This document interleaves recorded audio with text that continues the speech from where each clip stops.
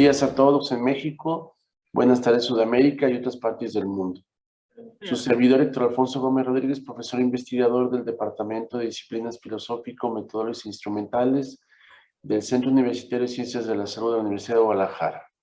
Muchas gracias a todos los asistentes por estar conectados a través de Facebook y Zoom y apoyar el Seminario Internacional de Salud Pública Calendario 2021B, que es organizado por la Universidad Nacional de Colombia, el Instituto Ageo Malgajás de la Fundación Oswaldo Cruz del Ministerio de Salud de Brasil, la Universidad del Oeste de Santa Catarina, Brasil.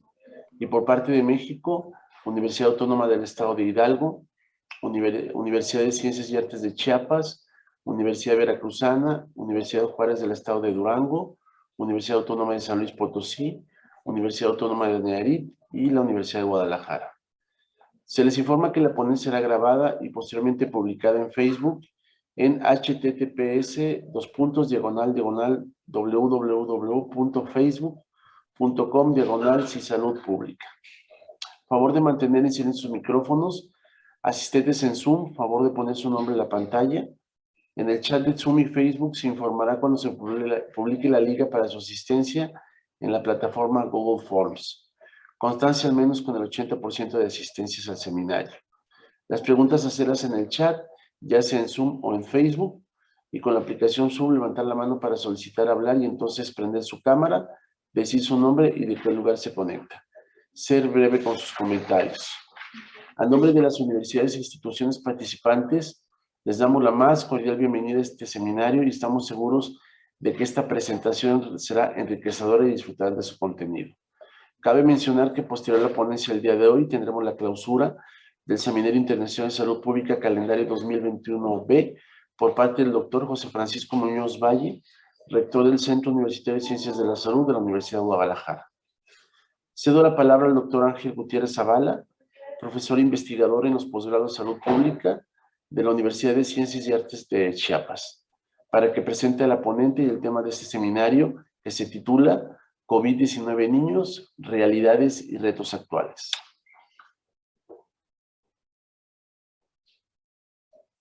Su micrófono, doctor. Muchas gracias. También les doy la bienvenida de parte de la Universidad de Ciencias y Artes de Chiapas, de los posgrados de Salud Pública y del Cuerpo Académico Consolidado Investigaciones Clínicas y Epidemiológicas. El moderador de esta conferencia va a estar a cargo del doctor Ezequiel Magallón, quien es profesor investigador y además director del Instituto Regional en Investigaciones en Salud Pública del Centro Universitario en Ciencias de la Salud de la Universidad de Guadalajara. La ponente el día de hoy es nuestra colega, la doctora Rosa Margarita Durán García.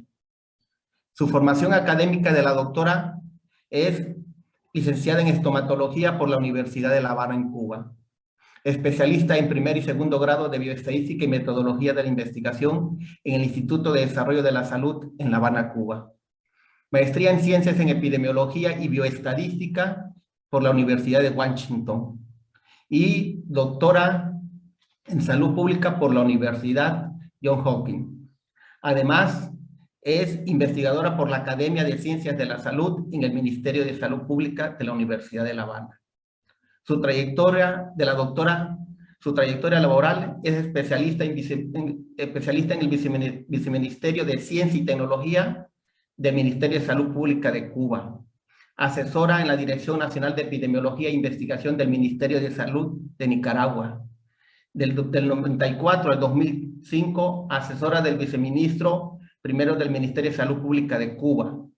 De 1995 al 2004, asesora de la OPS-OMS en Epidemiología y Salud Pública en la División de Salud y Desarrollo Humano en Washington. Además, la doctora Rosa Margarita, desde el 2007, ha sido coordinadora de la maestría y doctorado en Ciencias en Salud Pública de la Universidad de Ciencias y Artes de Chiapas. Desde el 2007, es investigadora titular C del posgrado de Salud Pública de la UNICACH. En relación a sus publicaciones y dirección de tesis, tiene más de 15 direcciones de tesis de maestría y doctorado en salud pública. Ha sido ponente en 20 congresos científicos y eventos académicos nacionales e internacionales. Pertenece a la Asociación Mexicana de Salud Pública, a la Asociación Mexicana de Educación en Salud Pública (MES) y a la Comisión Estatal de Salud de Chiapas. Sus distinciones recientes ha sido perfil PRODET desde 2008 hasta el presente y desde el 2009 hasta la fecha es líder del Cuerpo Académico Consolidado, Investigaciones Clínicas y Epidemiológicas de la Salud Humana, en compañía con 6 miembros académicos. Le doy la palabra a la doctora Rosa Margarita Durán García.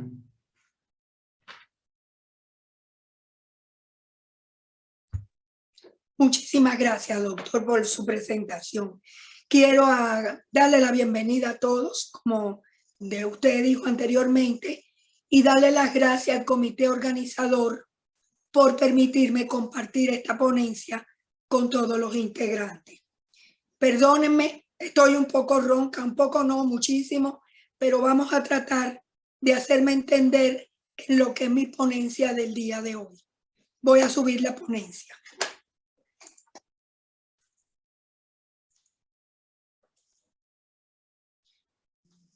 Como dijo el doctor, es en realidad el impacto del COVID en la población pediátrica, o sea, los niños de 0 a 17 años de edad. ¿Qué vamos a abordar? Vamos a abordar el COVID, por supuesto, poniéndolo en un contexto de la situación pediátrica en una situación mundial.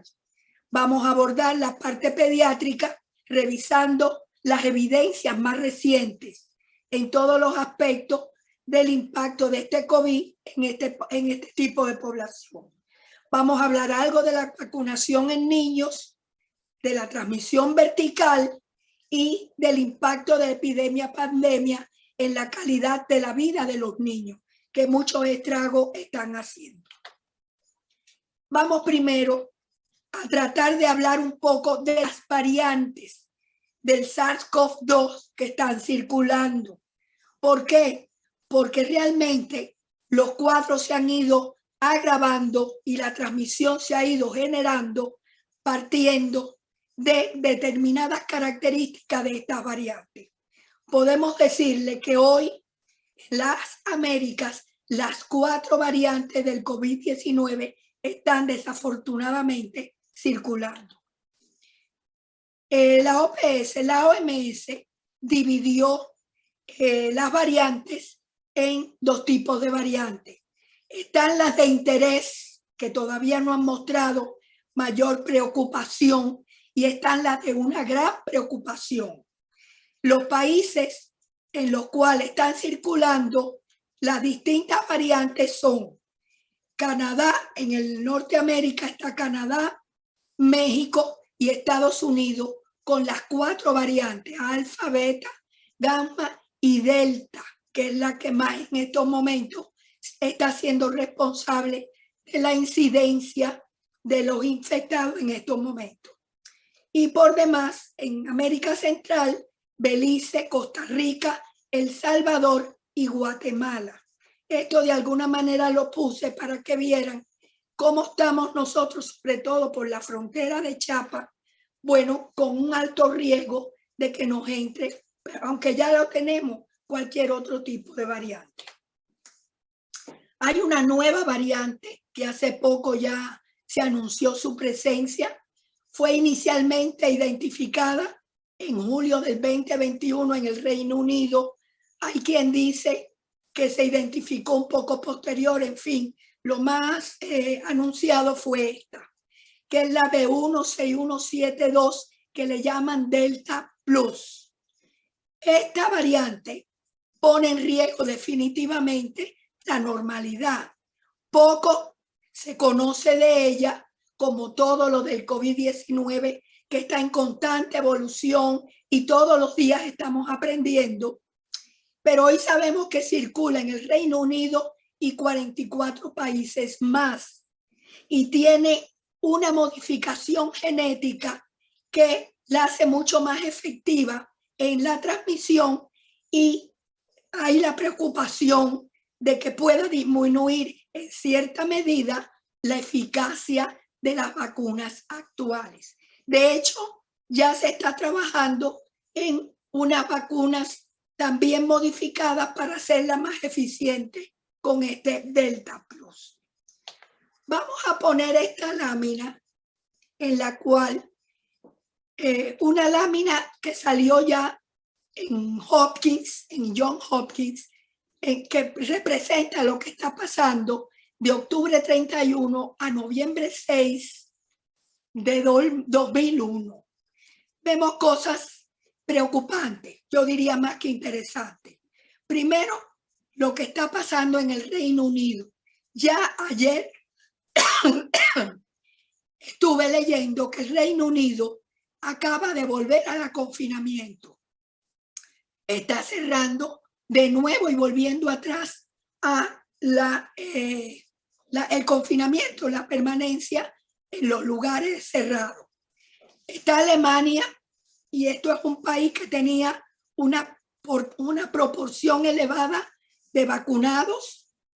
Está también Rusia con un alto número de casos, Turquía, Ucrania, Estados Unidos también tiene un repunte importante, Italia también tiene un repunte importante. Entonces, miren ustedes ya, sobre todo países europeos, qué está pasando, que tienen un retorno hacia la situación complicada del COVID otra vez. Aquí tenemos una representación global del 16 de noviembre del 2021, en donde vemos en rojo toda la situación que tiene el COVID, o sea, los infectados. Estos son casos en activos. Entonces, evidentemente, la panorámica roja no disminuye. Hasta ahora tenemos 5 millones y más de casos de fallecidos y confirmado 255.156, 255 millones y tanto de casos confirmados. Eso es a noviembre 18 del 2021. Esto constantemente está cambiando. Yo creo que si hoy entramos, volvemos a ver otras cifras diferentes a esta.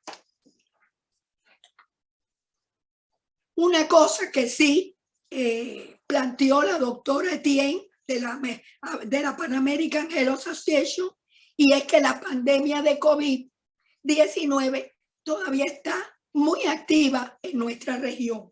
Vamos a ver unos gráficos que nos ilustran este desafortunado comentario.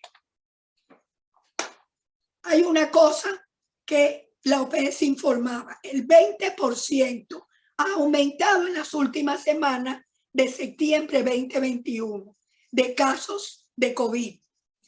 En Estados Unidos se están registrando más de 100,000 nuevas infecciones diarias desde enero 2021. En Costa Rica, Guatemala, Belice están aumentando de forma tal que ya estos hospitales se están pronunciando como completamente saturados de pacientes con COVID. En total, en las Américas, en las últimas 14 semanas, en las últimas semanas, 1.4 millones de casos y 23.300 muertes relacionadas con esta emergencia del COVID. Como nos estamos dando cuenta, más que sentirnos, bueno, pues hasta cierto punto relajados en avanzar a la nueva normalidad, estamos avanzando, pero de una forma tremendamente preocupada. Aquí tenemos una representación gráfica al 7 de noviembre de casos confirmados, donde yo resalto, por ejemplo, lo que está pasando en las Américas. Tenemos 94 millones y medio de casos, y comparado con los otros continentes, bueno, somos los que más estamos presentando.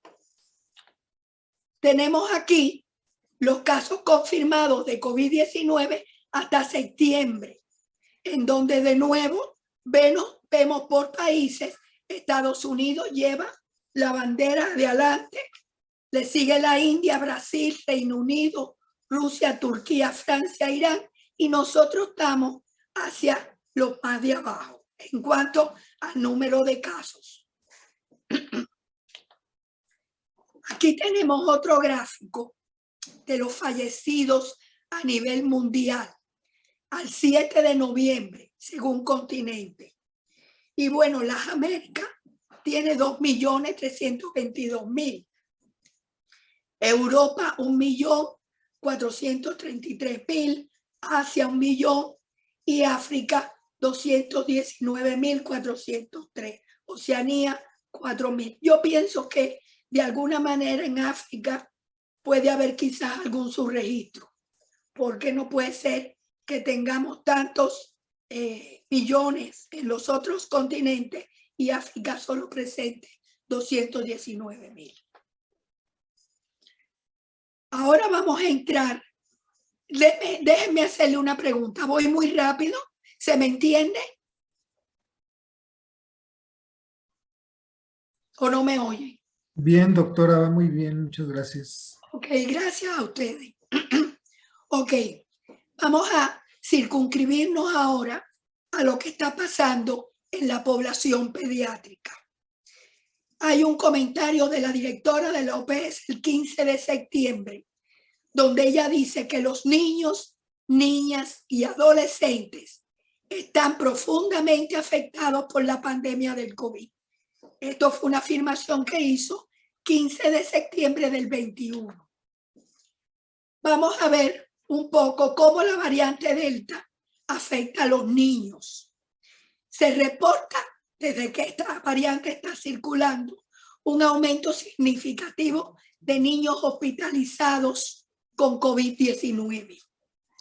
Acorde a la American Academy of Pediatrics, en la semana de agosto 5, cerca de 94.000 niños COVID-19 fueron reportados y considerable número de niños con el síndrome inflamatorio múltiple, que también vamos a hablar un poco sobre eso más adelante. Vamos a ver sobre la morbilidad y mortalidad en niños y adolescentes. La fuente de todo esto fue básicamente el CDC, aunque hay otras fuentes también. Estudios diversos señalan que tanto niños como adolescentes pueden experimentar síntomas severos y fallecimientos. En Estados Unidos se ha observado una alta proporción de niños en estado agudo o crítico, requiriendo hospitalización. Y como veremos más adelante, muchos de terapia intensiva.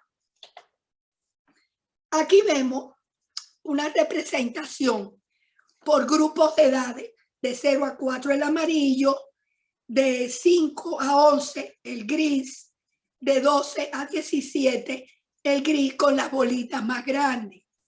Vemos cómo al final ya de las últimas semanas del 2021 hay un incremento sustancial de reporte de casos en casi todos los grupos de edad, siendo más elevado, cosa que me llamó la atención, de 0 a 4 años de edad. Aquí tenemos una representación también a agosto 14 de lo que pasa por grupos de edades, pero las hospitalizaciones por 100.000 niños y adolescentes.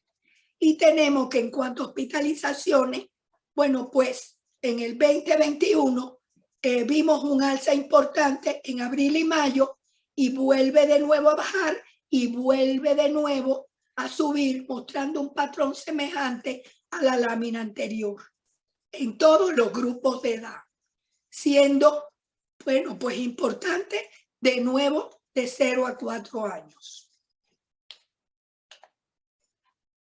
Aquí vemos ya un reporte del CDC donde él plantea que más de 1.9 millones de casos en niños de 5 a 11 años de octubre del marzo 1 a octubre 10 del 2021. Y bueno, muestran un patrón semejante igual a las láminas vistas anteriormente. Aquí las hospitalizaciones. Y bueno, vemos que de 0 a 4 años, un alza importante de hospitalizaciones seguida por de 12 a 17 y también está alzando considerablemente de 5 a 11 años de edad. Aquí se ve más claro cómo se está comportando estos grupos de edades ya a final de los últimos meses del 2021. Aquí, los Estados Unidos, bueno, pues ellos en un estudio que presenta el CDC observan que 1.7% de todas las fallecidos fueron en niños de 5 a 11 años de edad. Y bueno, vemos las distintas edades, un alza importante en 17, 15, 16, 17, en menores de un año, y bueno, la mortalidad ya sumada de 5 a 11 años constituye 1.7% de los fallecidos por COVID, de un estudio hecho por 94 niños con COVID. Aquí, en agosto, por un año, esta es la representación de un año en hospitalizaciones y niños ingresados en terapia intensiva. ¿Qué vemos acá? Bueno, pues vemos que en el 2021, de 0 a 4 años de edad, vemos estas hospitalizaciones. Vemos también esta línea negra son el porcentaje admitidos a las unidades de terapia intensiva y vemos, por ejemplo, cómo hay un aumento importante de 12 a 17 años y de 0 a 4 años. Vuelve de nuevo a mostrarnos un patrón semejante a lo visto en las gráficas anteriores. Estos son los porcentajes de hospitalización y aquí te está representando los números absolutos. Ya en un resumen de un estudio realizado en Estados Unidos, ellos con un total de 562 niños, ellos observaron las siguientes características. Son niños de 0 a 11 años de edad, de marzo 20 a agosto 21. El 68% eran afroamericanos e hispanos. Fíjense que muchos de los estudios que yo revisé ahora para la ponencia realizado encontraron que los niños que pertenecen a un nivel socioeconómico bajo han sido los más afectados de todo punto de vista, ya sea por morbilidad, por mortalidad y el impacto negativo en la calidad de vida de estos niños. Y bueno, este estudio encontró, ellos le llaman en Estados Unidos, se le llama afroamericanos e hispanos muchas veces, para no decir de bajo nivel socioeconómico. Usan esto como un indicador. Sin embargo, lo que está diciendo esto es que los grupos más vulnerables están dentro de estos grupos que viven en Estados Unidos. El 32% no tenía ninguna enfermedad concomitante. Los problemas respiratorios fueron la enfermedad concomitante más común y el 36% presentó un cuadro muy severo. Esta es la tabla que ellos mostraron con los números absolutos y el porcentaje de lo que de alguna manera ellos dijeron. El 36% de 200 niños que tuvieron enfermedad severa. Realmente así de 562. Este es un resumen que ellos dan de la situación de niños de 0 a 11 años de edad, con el COVID, por supuesto. Primero, ellos sacan en conclusión que pueden infectarse igual que los adultos. Casi 2 millones de reportados con una cero prevalencia positiva de un 38% a septiembre 2021. Fíjense que hay muchos estudios que más bien de tipo descriptivo, donde analizan que los niños no exhiben problemas severos con el COVID ni complicaciones como lo hacen los adultos. Sin embargo, los últimos trabajos que revisé ya están planteando que cuidado hay que pensar también que los niños se pueden infectar y que también pueden tener cuadros complicados. Son un grupo vulnerable y en riesgo de presentar enfermedad severa por COVID-19. A la fecha existen más de 8,000 hospitalizaciones.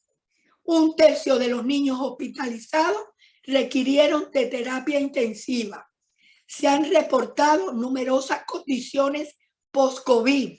Quiere decir que estos niños después alargan varios meses con sintomatología severa a consecuencia del COVID, lo que les hace una calidad de vida bastante desfavorable. Y plantean que una buena parte que ellos han visto de transmisión secundaria en los niños de edad escolar se han reportado en el hogar. Entonces, de alguna forma, hay ya una interacción importante entre los adultos y los niños con respecto a toda esta situación del COVID. La doctora Etienne de la OPS manifestó que esta pandemia, ella refuerza también estos puntos, tienen impactos negativos significativos en niños y adolescentes en cuanto a su crecimiento y desarrollo, arriesgando de alguna manera su futuro, ya que ha aumentado considerablemente la deserción escolar. Y bueno, insta a los países a establecer servicios de salud, educativos y sociales para la población escolar, sobre todo observando los impactos que se están dando. Hay un estudio retrospectivo, una corte retrospectiva de 12,306 pediátricos niños COVID-19 en los Estados Unidos, en donde ellos exponen de una forma muy objetiva los síntomas clínicos principales según grupos de edad. Por ejemplo, vemos que los infantes de 0 a 1 año de edad, que fue un total de 1,418, en cuanto a síntomas generales, lo que más se observó, y esto ya se los adelanto en todos los grupos de edad, la fiebre fue algo recurrente. Estos niños de 0 a 1 se observó situaciones dermatológicas, conjuntivitis, los nódulos linfáticos agrandados, rash, eritema, que no vimos, por ejemplo, de 1 a 3 años. En cuanto a convulsiones, se presentó también en este grupo. Problemas gastrointestinales también fue en cierta frecuencia, y el problema respiratorio principalmente fueron la tos y un poco de disnea. En cuanto a los niños de 1 a 3 años, que fueron 1,018, igual la fiebre fue el síntoma clínico más relevante. Están algunos aspectos dermatológicos como rash, y el sistema nervioso central no fue gran frecuencia, por ejemplo, convulsiones o dolor de cabeza, y los gastrointestinales vuelven a presentarse con cierta frecuencia, tales como vómito y diarrea. Y en cuanto a los síntomas respiratorios, la tos predominante igual, y bueno, ya dolor de garganta y disnea un poquito, pero no de gran frecuencia como los otros que vimos. Aquí vemos los niños de 3 a 5 años de edad, que fue 1,024. Fiebre se mantiene. No sé si se dan cuenta que en los restos grupos de la fiebre fue importante. En cuanto a la otra frecuente, vemos los gastrointestinales, náuseas y vómito, diarrea y dolor abdominal. Y en cuanto al respiratorio, básicamente tos y disnea. En los niños de 6 a 11 años de edad, que ya fueron numerosos, muchos más, 3.273, la fiebre se mantiene. Aquí vemos ya un poco de dolores de cabeza con cierta frecuencia, los síntomas gastrointestinales y la tos como síntoma clínico preponderante. Y en cuanto a los niños hasta 17, que fueron 5.573, vemos la fiebre también, ya algunos problemas de falta de gusto y falta de olfato, problemas dermatológicos ninguno, casi ninguno, dolor de cabeza fue preponderante en el sistema nervioso central, los gastrointestinales se mantiene el vómito, diarrea y dolor abdominal, y como respiratorio ya vemos en mayor frecuencia la disnea y mucho mayor, por supuesto, la tos. La tos y la fiebre son dos síntomas que han sido de alta frecuencia en cualquiera de los grupos de edad de la población pediátrica. Vemos en el caso de aquellos hospitalizados y no hospitalizados, ya haciendo una distribución por estatus de hospitalización, pues ¿qué vemos? Bueno, dolor articular en los hospitalizados, dolor muscular también, comparado con los no hospitalizados, bueno, pues un poquito mayor, donde sí vemos la fatiga y el estado general debilitado. Tenemos, por ejemplo, en los hospitalizados y la fiebre hospitalizados fueron los que en mayor frecuencia tuvieron con estos síntomas. Y problemas del gusto y el olfato fue casi similar entre los hospitalizados y los no hospitalizados. En cuanto a los problemas dermatológicos, el rash fue, y la urticaria o eritema en los hospitalizados mucho más que, por supuesto, en los no hospitalizados. Ya vemos aquí un agrandamiento de los nódulos linfáticos y conjuntivitis. Y dolor de cabeza fue no muy diferente en los hospitalizados y no hospitalizados. Las convulsiones sí fue en mayor frecuencia en los que estaban hospitalizados. Es lógico de alguna manera pensar que los hospitalizados tuvieran una mayor frecuencia de todos estos síntomas, ya que de alguna manera se hospitalizaron por su misma gravedad. En los síntomas gastrointestinales, los hospitalizados, una gran frecuencia de náuseas y vómitos y dolor abdominal.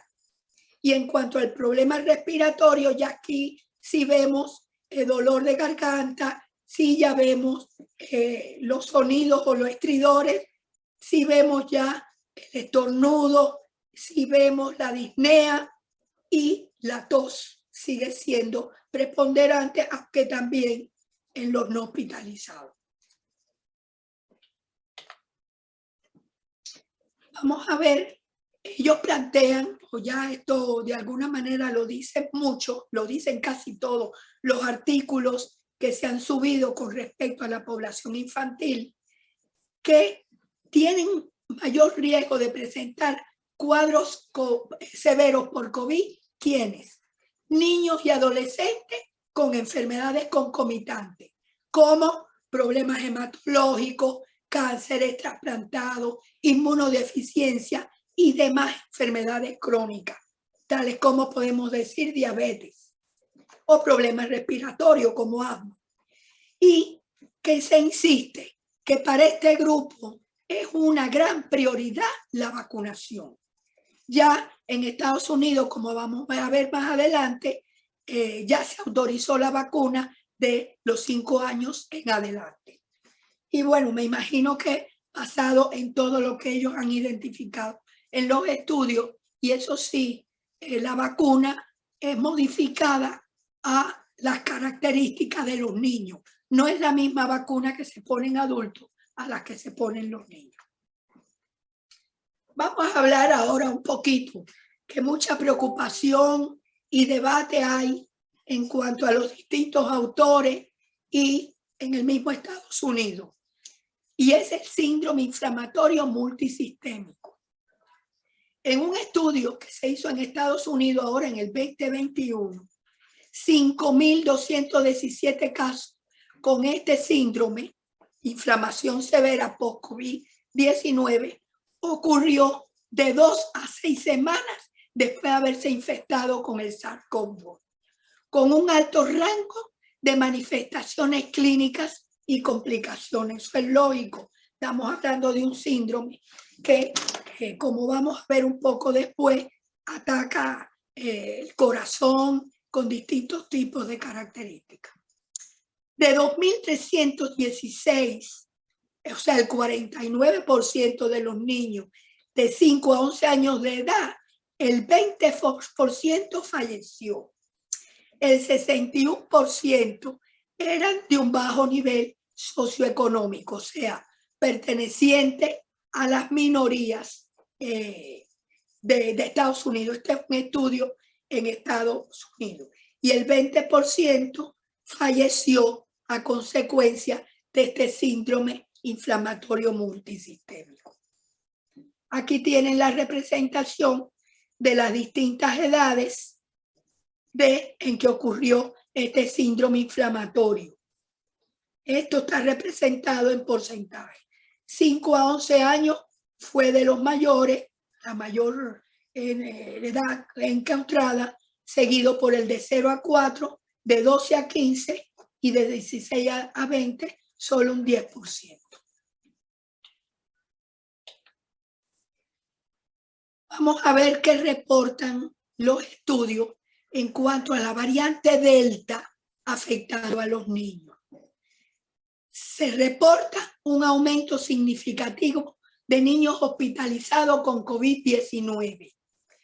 Acorde a esta academia de pediatría, el 5 de agosto el 94% de los niños fueron reportados. 94.000 casos fueron reportados. Esta lámina creo que ya se los puse al principio. Y bueno, considerable número de síndrome inflamatorio. Esta lámina yo la presenté en el principio también. Vamos a hablar ahora un poquito sobre la transmisión vertical, que hasta los últimos estudios que se han hecho este año ya están planteando que existe y existe con complicaciones. Anteriormente, bueno, pues se daba la duda de los autores que podía o no existir una transmisión vertical que fuera de preocupación. Primero, la forma. Vamos a unar la definición para todos.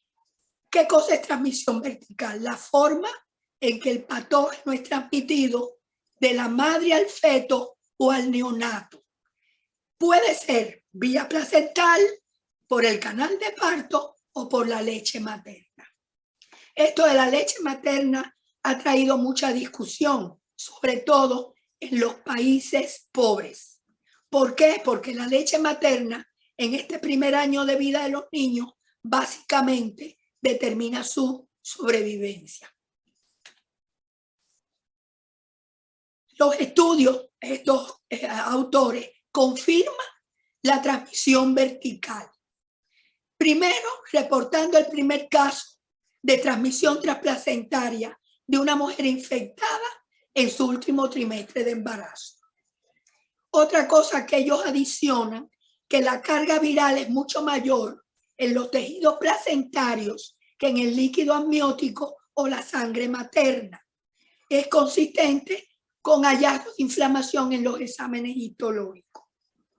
Y la curva de RT-PCR en neonato con raspado nasofaringeo demostró que a los 3 meses era mucho mayor los títulos era menor los títulos de virus comparados con la que se le hizo a las 18 días de nacido.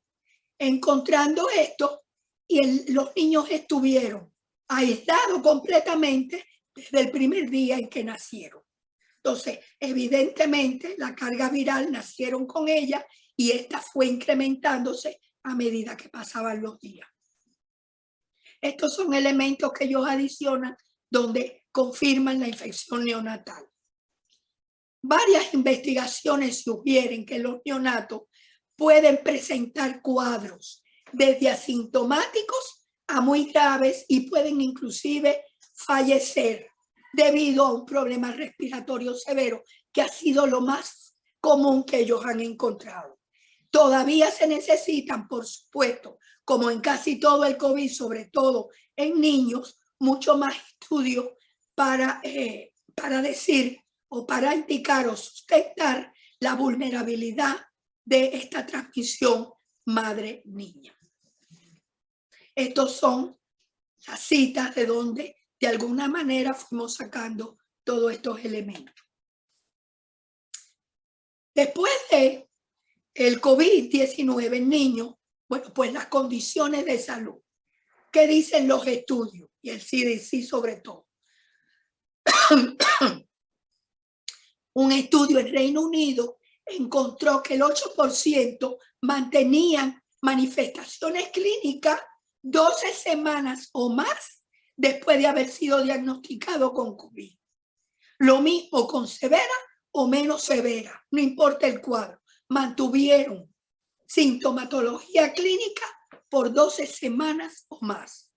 Y en la calidad de vida tuvo un impacto, sobre todo la fatiga, malestar general, dolores articulares, depresión, problemas del sueño, por supuesto la inasistencia a clase, ya su impacto aquí es en su desarrollo y la pérdida de interés por parte de todo. Lo mismo en las cosas normales de la casa que a cualquier esfera. Se notó una pérdida de interés generalizada en estos niños. Como ahorita les decía, y le vuelvo a repetir aquí lo que dijo la doctora Etienne, creo que ellos en la OPS están muy preocupados, donde hay un comentario generalizado en las Américas que los niños y los adolescentes no tienen manifestaciones complicadas como la tienen los adultos. Y esto, de alguna forma, los estudios que se han ido adicionando en las últimas semanas plantean una cosa diferente. Aquí tenemos un estudio que se hizo sobre la calidad de vida de los niños y de los adolescentes que habían tenido pandemia, y antes y después de la pandemia, de la infección. Aquí vemos, por ejemplo, que baja calidad de vida manifestaron los niños de alguna manera después de la pandemia, un incremento de un 15% antes de tener COVID-19, aumentó a un 40% después de haber tenido COVID. Muy baja calidad de vida. Normal, sin mayor trascendencia. Bueno, pues el que lo tenía alto antes de la pandemia, antes de la infección, perdón, rectifico, estoy hablando de niños que les dio el COVID. Antes del COVID, bueno, pues la calidad de vida disminuyó un poco después del COVID. Y alta calidad de vida, por supuesto, la mantienen antes de haber padecido de COVID. Quiere decir que tanto baja calidad de vida como normal, como alta calidad de vida, disminuyeron considerablemente después que los niños tuvieron COVID.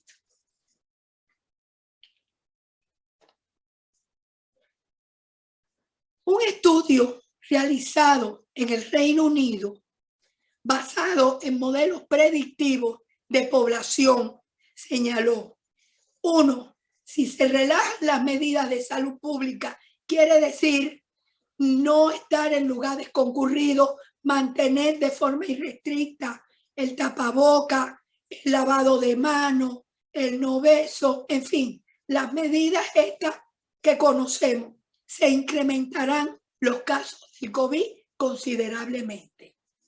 Si se vacunan niños y adolescentes mayores de 12 años, se disminuiría la mortalidad por COVID en un 59% y los casos, o sea, los nuevos infectados, en un 75%.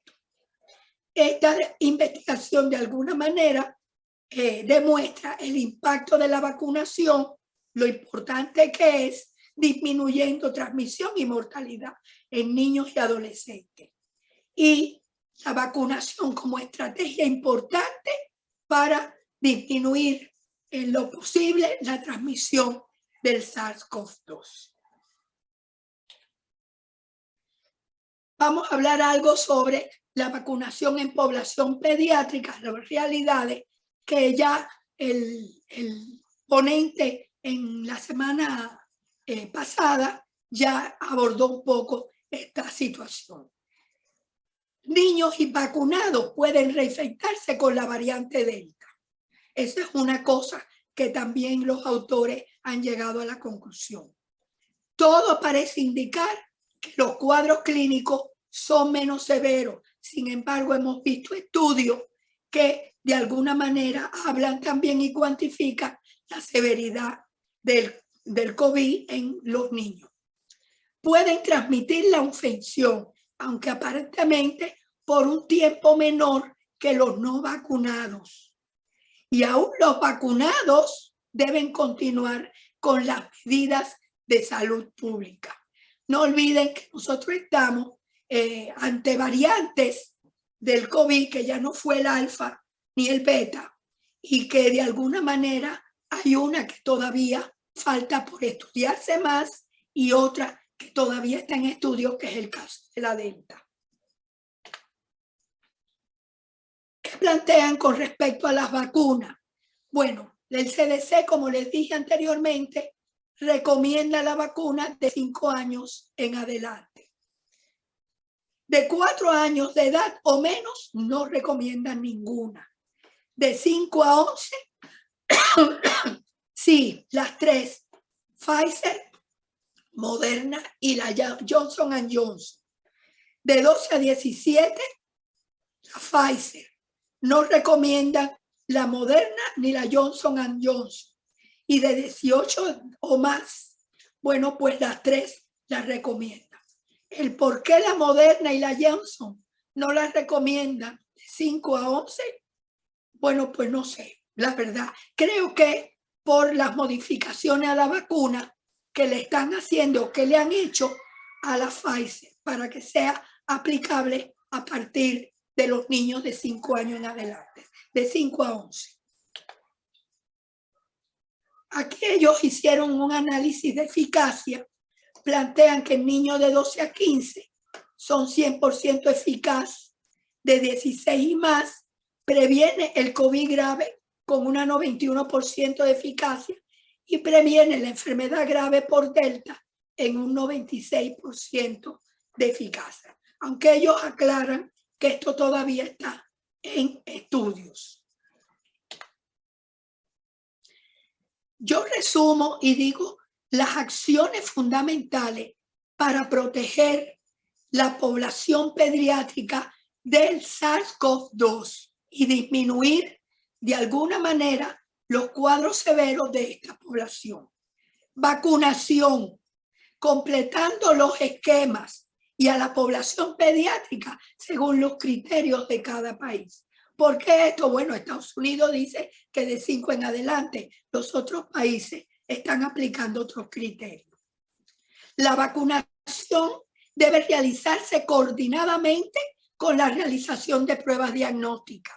Esto va dando una información de cómo está siendo la seroprevalencia de los anticuerpos, o sea, cómo están los anticuerpos para responder ante la agresión del virus del COVID.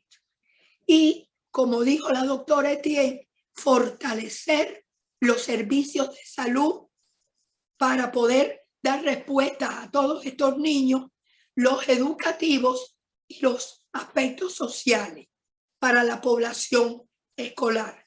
Los niños que de alguna manera no se pueden incorporar todavía a la vida, a la cierta normalidad que estamos tratando de hacer, bueno, pues hay que darle actividades, apoyo psicológico, apoyo educativo en la casa o como se pueda. Y en la medida que abramos hacia una nueva normalidad, los servicios de salud deben de estar acondicionados para poder recepcionar todos aquellos casos que surjan y los necesiten en la población escolar. Estos son los tres elementos importantes que de alguna manera pudiéramos apoyar a la población pediátrica. Y muchas gracias. Es todo lo que tengo para hoy y abierta, por supuesto, a las preguntas y comentarios.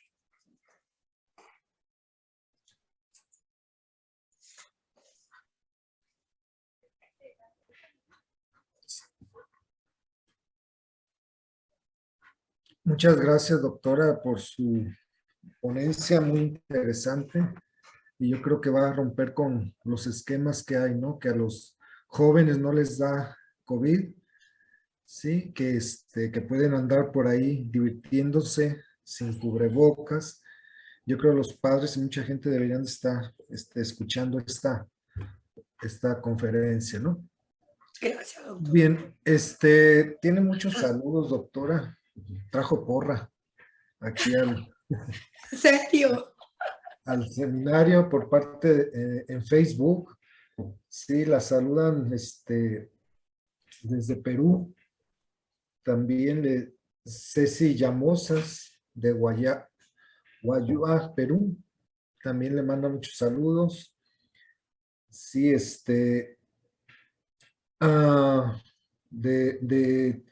del Brullo también le mandan saludos. Sí. Invitamos a toda la gente que está presente también en Facebook y en Zoom a que hagan sus preguntas. Las pueden escribir directamente en el chat, en el caso de Zoom o Facebook, o también pueden levantar la mano si la quieren hacer de forma directa y decir su nombre y de dónde están conectados, ¿no? Continúo, doctora, con los saludos.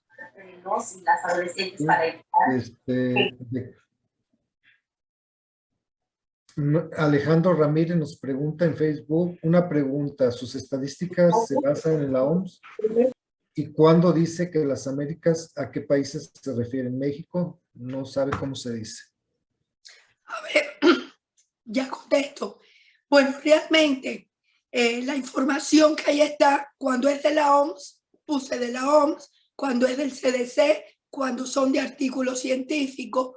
Y bueno, en México hay algunos estudios sobre eso que de alguna manera no contradicen lo que aquí se ha presentado. Ahí, debajo de cada comentario, está puesto de dónde se trajo esa información. No solo es de la OMS, hay del CDC, hay de Hopkins, hay de artículos científicos ya publicados en septiembre. Entonces, de ahí ha venido esa información. También nos pregunta Alejandro, ¿qué opina de las... Ay, perdón, se fue su... No, Alejandro Ramírez nos pregunta qué opina de las RAPs en niños posvacunados reportados en Baers, en Estados Unidos. No sé qué. RAPs. Dice RAPs, o lo cual han sido los síntomas predominantes en el post-COVID de los niños, ¿no?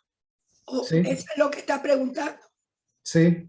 Bueno, los que han permanecido 12 meses o más están básicamente mialgia, artralgia, dolor de cabeza, problemas respiratorios, han sido lo que han reportado los estudios en los síntomas que permanecen después del COVID.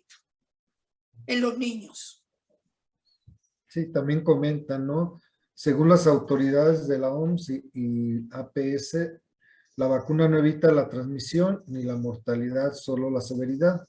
¿En serio cree que una vacuna que provoca más efectos adversos que protección se debe aplicar a niños? Bueno, realmente efectos adversos no es una gran situación. Esa es la razón por la cual todavía no está autorizada a menores de 5 años, porque se está analizando qué está pasando. Además, recuerden que esto está en constante evolución. Lo que sí hay acuerdo entre todos, que la vacuna protege de que mueran o que se complique. Pero ya les digo, esto está en constante evolución. Se ha visto que los cuadros más severos se han presentado en aquellos que no han estado vacunados.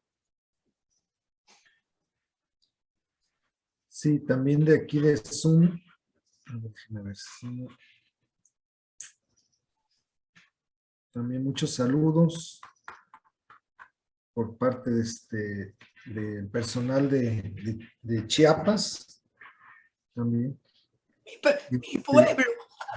Sí, de allá le están, y de Quintana Roo también, personal.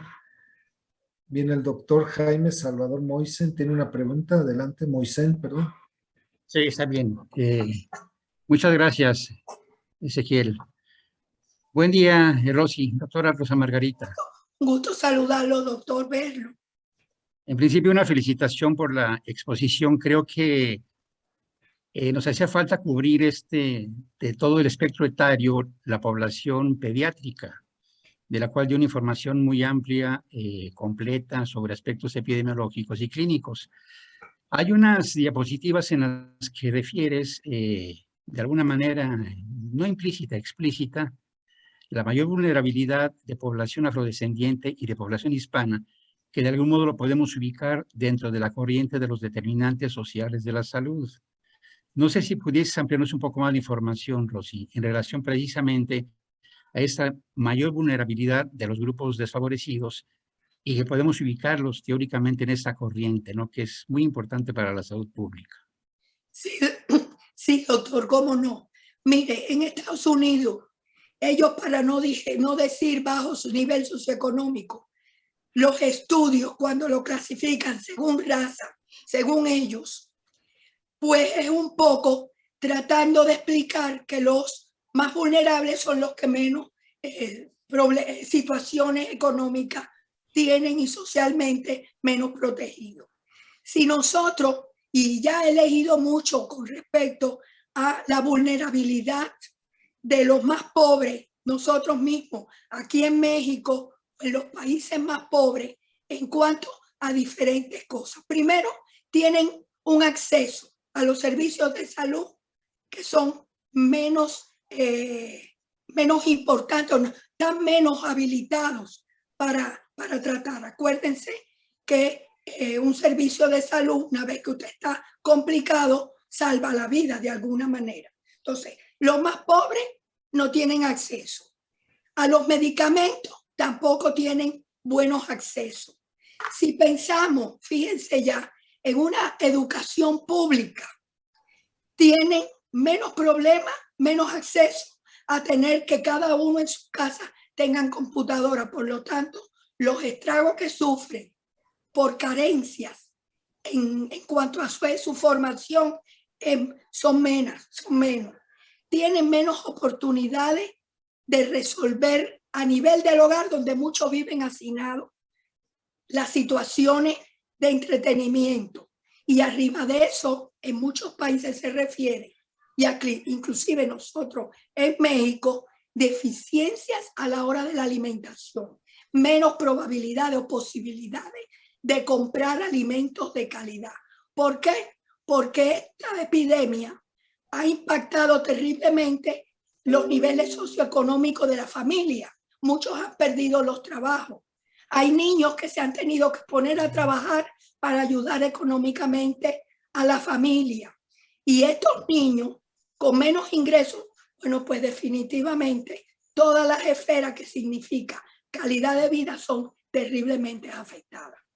Entonces, cuando partimos de enfermedad en pobres, es mucho mayor los estragos que cuando son ricos o tienen una solvencia económica que pueden de alguna manera garantizar algunos elementos que disminuyen la severidad de toda esta situación. Muchas gracias, doctora. A usted, doctor. Mi Sí, estimado Esteban. Sí, Hola. Esmeralda, bueno, le pasamos la voz al doctor Esteban también. ¿Tiene otra pregunta? Sí, buenos días a todos. Gracias, Rosy, por la conferencia. Excelente conferencia. Hay un dato, aparte de todas las estadísticas, que es más o menos lo que lee uno, ¿verdad? Hay una parte muy importante que tú mencionaste con respecto a lo de las medidas de salud pública, las medidas generales, esas medidas que aparentemente son sencillas, pero llega un momento en que no se pueden cumplir, ¿no? Y luego, pues los jóvenes son los más aventados, nosotros nos cuidamos, digo, más por experiencia. Aquí acabamos de tener un evento que se llama Pal Norte, que hubo más de 150,000 jóvenes, ¿verdad? Y se ve ahí la vida muy, muy agradable, ¿no? Muy, la vida loca y todo. Entonces, esas tres medidas, esas medidas que tú refieres, más los porcentajes impactantes, esos del 59% de reducción de mortalidad en los niños y el 75% de reducción en los casos nuevos, creo que son cosas importantes que México debe tener en cuenta y debe de mi óptica, debe de ponerse firme en esas medidas de salud pública, en lo que si tenemos problemas con recursos, pues hombre, no sé qué opines tú. Yo, en mi opinión, es que debería reforzarse la parte de promoción de la salud y la parte de educación. Bueno, la promoción de la salud debe haber sido antes, ¿no? Ahorita ya estamos en cuestión preventiva. ¿Qué opinas de eso? Porque finalmente es un recurso que no cuesta aplicar esas medidas. La vacunación, bueno, pues sí, es una dinámica nacional que se tiene que seguir, pero ese dato es muy importante, ¿no? O sea, esa combinación de la vacuna en los niños y de las medidas de salud pública. ¿Qué es lo que crees tú que debiéramos de hacer, promover a nivel nacional, o sea, en México, que es lo que viene, porque las variantes van a seguir adelante? Sí, así es. Fíjate que nadie, ningún país está mencionando que no se debe, o sea, que tienen que mantener las medidas estrictas de la salud pública. Igual la OPS, la OMS, todo el mundo. Entonces, mira, Esteban, lo que yo he visto que por más educación que tú des y promoción, que creo que hay que seguirlo intensificando, hay que ser obligatorio la existencia de eso. No puedes entrar a lugares públicos si no llevas el tapaboca, si no llevas las medidas de seguridad. Aquí mismo en la universidad yo veo que a veces entramos sin tapaboca. Aquí se ha relajado en Chiapas todas esas medidas y de alguna manera vamos a pagar las consecuencias. Ya hay países, y ahorita lo puse en una lámina, que tienen colapsados los servicios de salud. Otra cosa, si tenemos niños en casa que no podemos vacunar, tenemos que hacer algo para no infectarnos o reinfectarnos. La gente se cree que la vacuna es mágica. No es mágica. Hay reinfecciones y esas infecciones de los adultos que salen la pueden llevar a la casa y afectar severamente a los niños. Entonces, pienso que debe ser obligatorio. No ahora que no, ya no hay, que sí, manténgalo, no, algunos lo aplican, otros no. No, eso tiene que seguir siendo obligatorio. Y mucho más si vamos a abrir las escuelas para todo el mundo de forma presencial. Porque si no, esto va a ser un holocausto, francamente.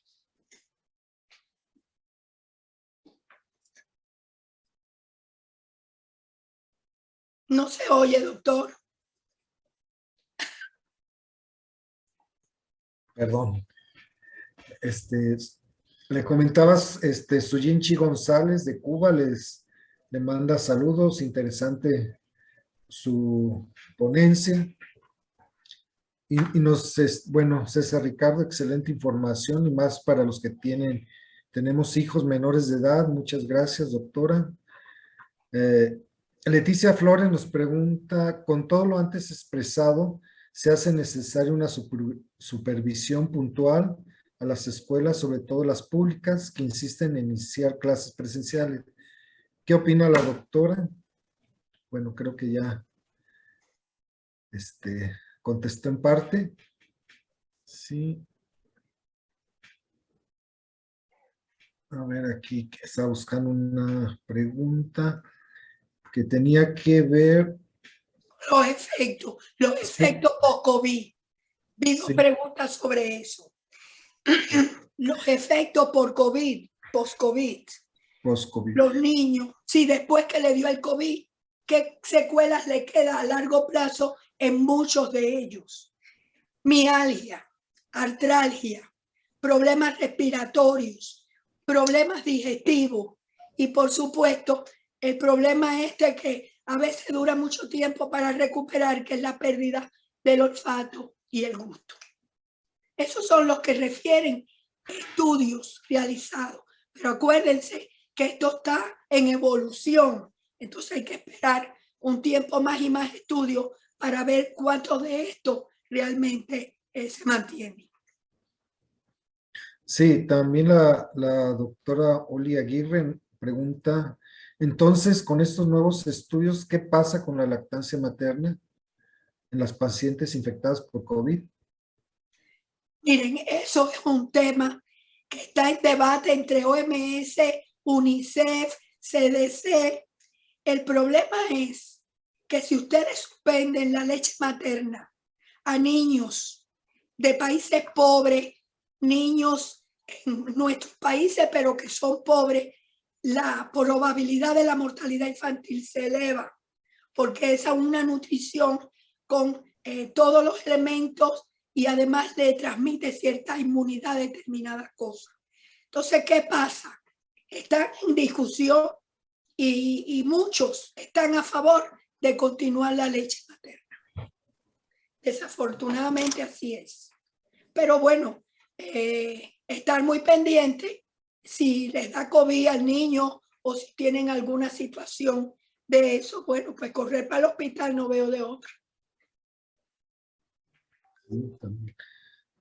También Grisel Ceballos en Facebook nos pregunta, ¿se podrá que si usted autoriza se comparta su exposición? Y bueno. Por supuesto que sí. Esa pueden usarla, compartirla y un saludo a todos los que oyeron la presentación y que la encontraron interesante. Y a mis amigos de Cuba, un beso grande. Sí.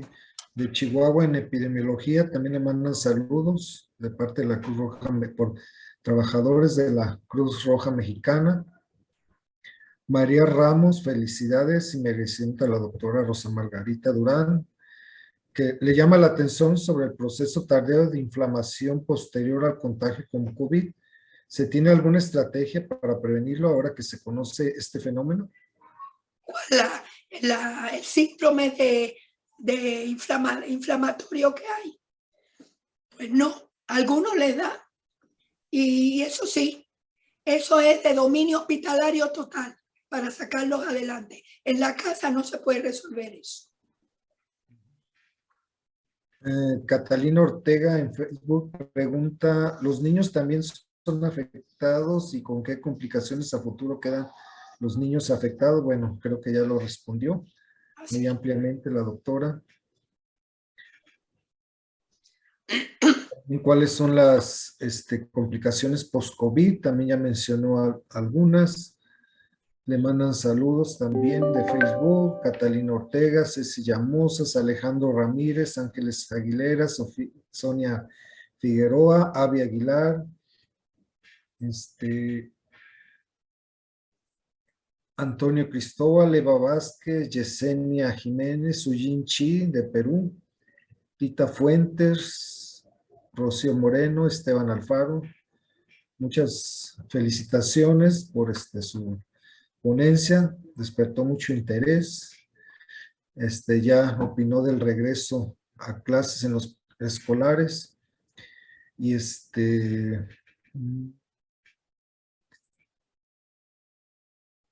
a partir de lo que comenta, lo cual está pasando, pero qué medidas se pueden tomar, sería importante una medida legal como opción. Estaría muy complicado. Obligar las medidas de salud pública, que esas continúen, no dejarlo a la interpretación, a la educación de la gente, no, obligatorio.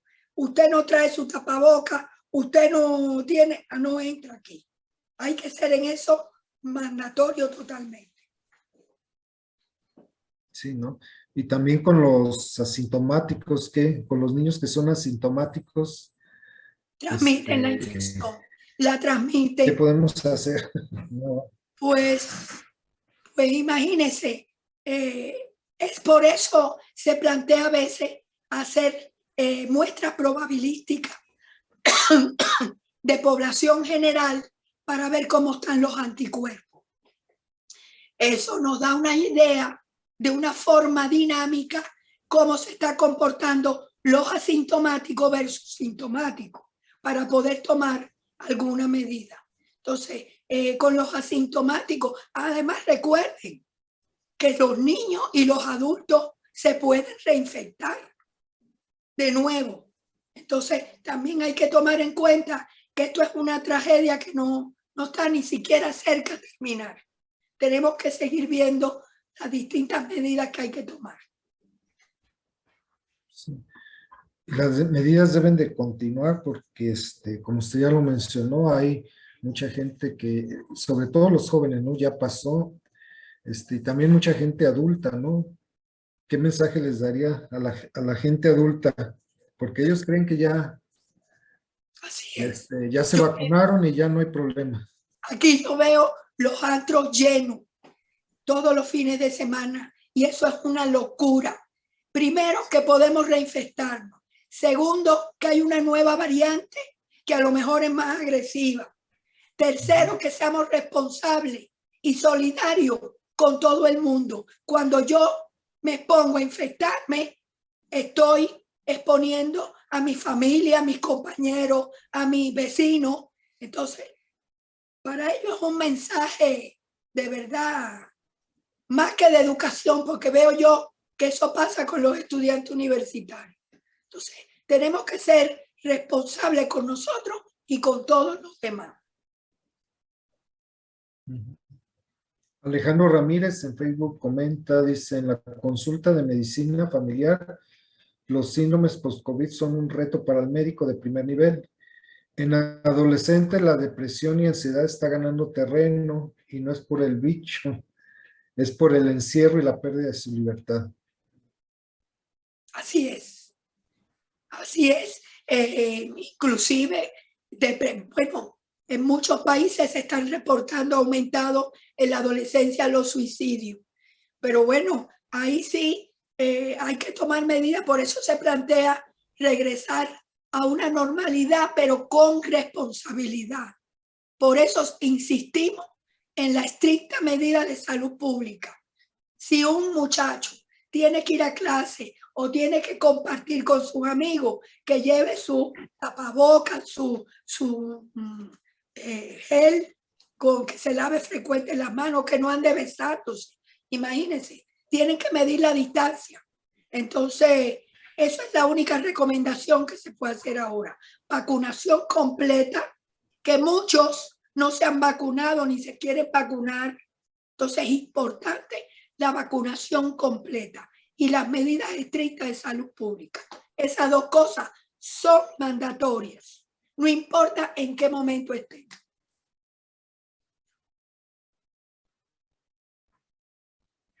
Sí. Le mandan saludos desde Salto de Agua, Chiapas. También allá yo creo tiene conocidos de playas de Catasaja, También le mandan saludos. ¿Cuál es la nueva variante, doctora Rosa Margarita? Disculpe. Es una nueva Se perdió de variante. ese punto, nos dice María Ramos. Sí. Ya todo La está nueva- volviendo a la normalidad, pero sin provocar ni guardar lo que comentaba. Bueno, la nueva Y bueno, variante, la B1-117. Esta variante, hay unos dicen que es de la India, otros dicen que donde primero se identificó fue en el Reino Unido, otros dicen que en Francia. Es nueva, acaba de salir a partir de septiembre, octubre.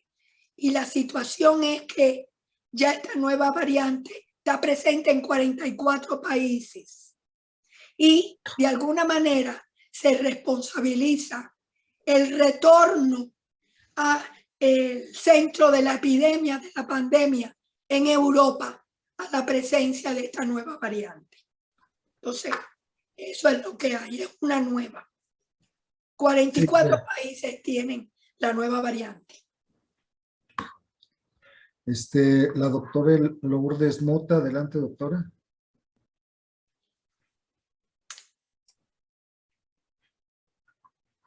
Tiene apagado el micrófono. Ah, ya bajó la mano. Ya. Se arrepintió, yo creo se A la misma, la variante a lo mejor. sí. Y con respecto a que nos está viendo la cuarta ola en Europa, ¿no? ¿Y es por esta misma variante o la misma? No, todavía no se sabe, pero si está presente en Reino Unido esta variante que fue donde surgió, este nuevo retorno a ser centro del epicentro de la epidemia, Europa y Estados Unidos, no olviden eso. Bueno, pues de alguna manera, Delta es responsable de una buena parte. Y también no dejamos de pensar que esta nueva variante también esté explicando mucho de los casos que ahí se está dando. Esto todavía está en estudio y en evolución, acaba de surgir esto. Y en octubre fue cuando vemos la imagen esta de lo que está pasando en Europa. Sí, estaba yo viendo unos gráficos precisamente ayer y estaba viendo que los estados aquí en México que menos COVID tienen, entre ellos está Chiapas. Entonces, ¿por qué, doctora? ¿A qué cree que se deba? Tienen buenas campañas de... Falta de pruebas.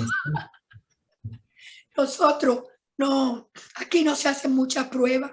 Eso sí ya está divulgado y publicado.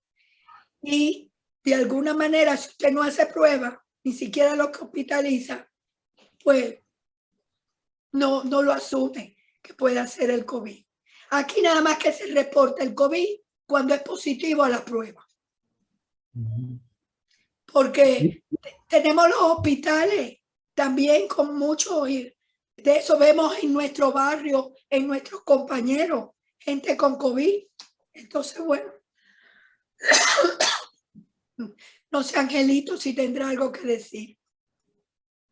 Ahorita con el regreso de los niños a clases se está viendo que hay más contagios. Me ha tocado varios casos en la familia que los niños llegan, pero ellos asintomáticos. Sí, muchos Algunos de ellos, pero muchos. afectan a todos los demás mayores. Así es, a las abuelitas. Y muchos llegan a ser sintomáticos. Ya usted está mirando las estadísticas que son alarmantes hasta ahora. Como no hace mucho que empezó esto de la asistencia a clase, vamos a ver qué pasa de aquí a un tiempo. Y algunas medidas a los padres de familia para contrarrestar ese punto. Imagínese, doctor. Vacaciones. Mayores de 5, no sé, aquí la vacunación es para 12 años en adelante, ¿no? Bueno, pues vacunar con el esquema completo a los niños que tengan la edad para hacerse aquí y las medidas de salud pública, no hay de otra. No hay de otra. En la escuela tienen que mantenerse en distancia, no estar compartiendo comida, no estar dándose de besos, cosas que, figúrese. Y en eso los maestros tienen que estar muy pendientes. Sí. Y los padres también dando esas recomendaciones, ¿verdad? Así es, así es. Y Es sobre todo, complicado porque si aquí en la universidad vemos. ¿Qué opina del regreso a clases en escuelas primarias? Bueno, creo que ya lo mencionó. Los profesores vacunados con CanSino y la probabilidad de segunda dosis. eso hay que hacerlo. Mientras no tengan los esquemas completos, son vulnerables, no están exentos que les dé el COVID. O sea, el esquema completo es lo que protege hasta cierto punto.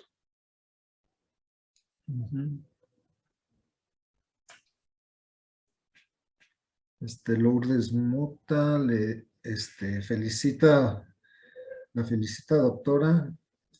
Excelente ponencia y las reflexiones que nos ha proporcionado. Sí.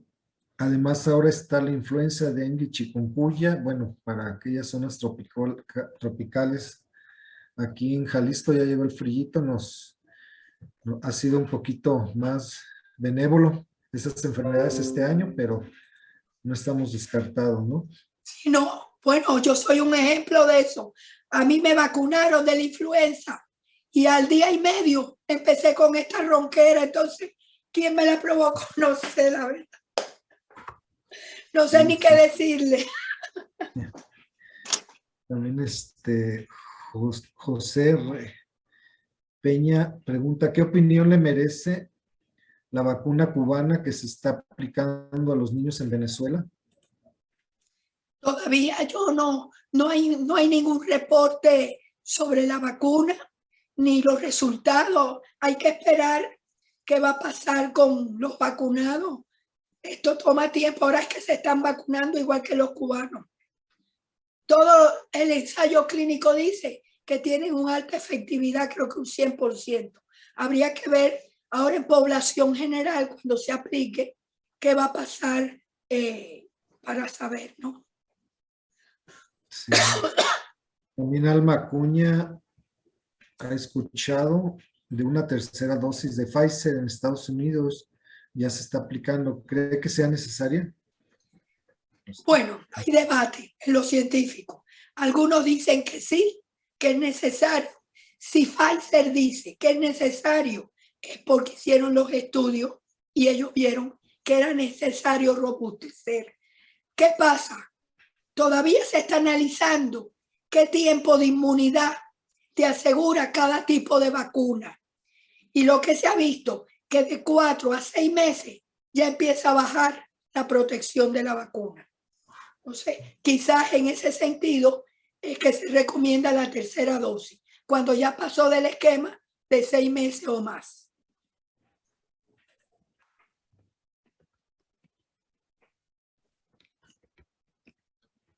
Bien. La doctora Patricia Mendoza tiene una pregunta, pero... Y hola, ¿qué tal? A todos y a todas. Doctora Rosa, excelente conferencia. Gracias. Sobre todo porque, pues, lo que usted dice es cierto. Estamos todavía en tiempo de experimentación, ¿verdad? Con las vacunas. Entonces, sabemos los que nos dedicamos a la salud pública, pues que todas las vacunas, de hecho los que estamos en la generación de los baby boomers, muy probablemente gracias a las vacunas nosotros estemos teniendo esta posibilidad de seguir viviendo. Pero también, por otro lado, sabemos que las vacunas siempre pueden tener reacciones adversas, ¿no? Y que no se sabe exactamente cómo se pueden presentar, aunque ya muchas se están estudiando y se saben, pero tampoco sabemos si yo de repente voy a ser esa persona en la que cuando reciba mi vacuna voy a tener una reacción adversa.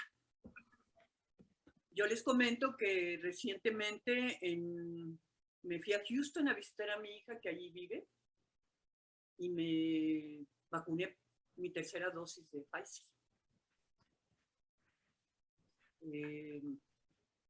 Porque evidentemente las investigaciones están diciendo que la inmunidad no es permanente y todavía está en estudio esta tercera dosis. Bueno, ¿hasta cuándo va? ¿Cuánto me va a proteger? ¿Hasta cuándo me va a proteger? ¿Qué reacciones tuve yo? Dolor en el brazo y ardor. El primero, segundo, ya el tercer día bajó. No tuve temperatura, no tuve ninguna otra manifestación. Pero pues eso que usted dice es muy cierto, en el sentido de que pues cada persona reacciona de una manera diferente y entonces también tiene que ser, desde mi punto de vista, o no sé qué opina usted, pues sí, decisiones de salud pública, porque si yo no me protejo, no protejo a nadie, ¿verdad? Pero también, por otro lado, si me protejo, ¿qué riesgos estoy corriendo, verdad? Y estar conscientes de esos riesgos que estamos corriendo. ¿Qué opina usted? Mire, la epidemiología, la salud pública, habla en qué pasa en cuanto a la población en la mayoría. Y la vacunación se ha visto que protege en una mayoría, en una gran parte de población, solo muy poco. Puede que tenga algunos efectos. En términos generales, a todo el mundo lo puede favorecer vacunarse. Pero es importante además los servicios de salud fuertes, sobre todo ahora que estamos en nuevas vacunas, nuevas variantes, porque no cabe la menor duda que complicaciones y efectos severos pueden haber, pero eso sí, hay que ir al servicio de salud, un servicio de salud competente que pueda apoyar a que uno no se muera. Pero la mayoría que se vacuna está protegido hasta cierto tiempo de las complicaciones y severidades del COVID, salvo excepciones.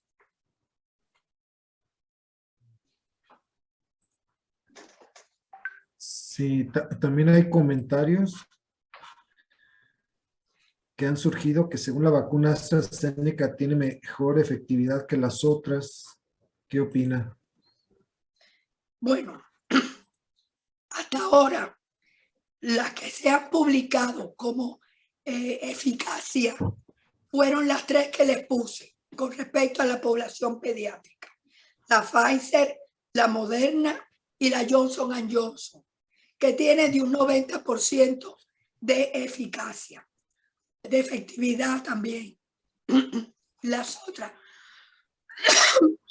tienen variado sus efectividades. Las tres estas son las que han publicado de una forma sistemática cuál es su efectividad. Sí. También hay otra pregunta similar. Dice, ¿qué opinión le merece el hecho de que mucha población se aplica vacunas diferentes? La primera de una y después otra. Bueno, los científicos dicen que eso es posible y no están en contradicción y que sí puede ayudar, que sí, que no hay problema con eso. Eso es lo que dicen los científicos. Ok, bueno, para respetar los tiempos, muy interesante su conferencia, doctora. Gracias, doctor. Y yo creo que no acabaríamos, pero le voy a ceder la palabra a la doctora Gabriela Macedo Ojeda, quien es nuestra jefa del Departamento de Salud Pública del Centro Universitario de Ciencias de la Salud de la Universidad de Guadalajara, para que le haga entrega de su constancia. Claro que sí, con mucho gusto. Antes que nada, agradecer a la doctora Rosa Margarita por su interesante ponencia y sobre todo por el gran esfuerzo de poder hablar durante este tiempo a pesar de la voz. Muchas gracias, doctora. Y bueno, hacemos entrega de la constancia a la doctora Rosa Margarita Durán García por su valiosa participación como ponente con el tema COVID-19 en niños, realidades y retos actuales, en el marco del Seminario Internacional de Salud Pública, organizado por investigadores y cuerpos académicos de las universidades de Brasil, Colombia y México, de 10 a 12 horas en línea, transmitido a través de vía Facebook y Zoom. Muchas felicidades y muchas gracias, doctora. Gracias a ustedes por permitírmelo. Muchas gracias. Sí. Muchas gracias, doctora Gabriela. Ahora le voy a ceder la palabra al doctor José Francisco Muñoz Valle, quien es rector del Centro Universitario de Ciencias de la Salud de la Universidad de Guadalajara, para que nos haga la clausura de este Seminario Internacional de Salud Pública. Muchas gracias, doctor, por estar presente. Adelante. Muchas gracias, doctor. Muy buenos días a todas y a todos. Para mí un gusto estar aquí con ustedes en esta clausura del Seminario Internacional de Salud Pública 2021B. Y bueno, antes de proceder a la clausura, me gustaría comentar algunos aspectos relevantes de este seminario. De manera particular, pues el Seminario Internacional de Salud Pública es la continuación del Seminario de Salud Pública que inició en el Instituto Regional de Salud Pública en 1995 y que hace 6 años se constituyó como una actividad académica del Departamento de Salud Pública del Centro Universitario de Ciencias de la Salud. Sin embargo, bueno, a partir de la pandemia por la COVID-19 y sobre todo ante la implementación de la enseñanza en línea, pues este seminario se implementó de manera virtual a partir de abril de 2020, inicialmente organizado por 2 instituciones, el Centro Universitario de Ciencias de la Salud de la UDG y la Universidad Autónoma de Madrid, representada por el doctor José María Poveda, quien lamentablemente falleció la semana pasada, por lo que enviamos nuestras más sentidas condolencias a sus familiares, amigos de España y de todo el mundo. Ante el éxito obtenido y el alcance internacional de la audiencia, también se invitó a otras universidades que desearan participar ahora con el nombre de Seminario Internacional de Salud Pública, y como resultado de esta invitación, pues actualmente se suman 10 instituciones: el Centro Universitario de Ciencias de la Salud de la Universidad de Guadalajara, la Universidad Juárez del Estado de Durango, la Universidad Autónoma de San Luis Potosí, la Universidad Veracruzana, la Universidad Autónoma de Nayarit, la Universidad Autónoma del Estado de Hidalgo, la Universidad de Ciencias y Artes de Chiapas, la Universidad Nacional de Colombia, la Universidad de Santa Catarina de Brasil y el Instituto Nacional Fiocruz en el estado de Pernambuco, Brasil.